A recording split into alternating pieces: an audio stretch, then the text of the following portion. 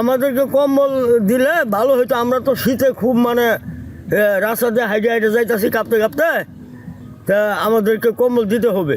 কুষ্টিয়া তো শীত তো কম ছিল, কিন্তু কয়দিন ধরেই এই শৈত্যপ্রবাহ শুরু হয়েছে।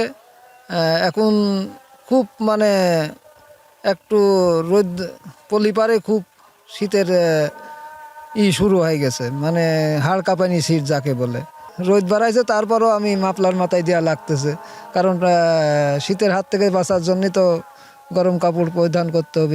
যে শীত পড়ছে বর্তমানে, মনে হয় মাঘ মাসের মতো অতিরিক্ত হারে বাড়ি থেকে বাহির হওয়া যায় না, এমন পরিস্থিতি। আর কুয়াশা কিছুই দেখা যায় না, খুব কষ্ট হইতেছে ইদারিং।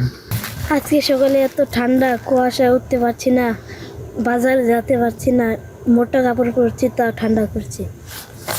সকালে ঘুম থেকে উঠছি, এত ঠান্ডা, সাইকেল চালানো যাচ্ছে না, সাইকেল চালাতে যাচ্ছে না, সাইকেল চালিয়ে যাচ্ছি, অত ঠান্ডাতে আমরা হাঁটে হাঁটে যাচ্ছি।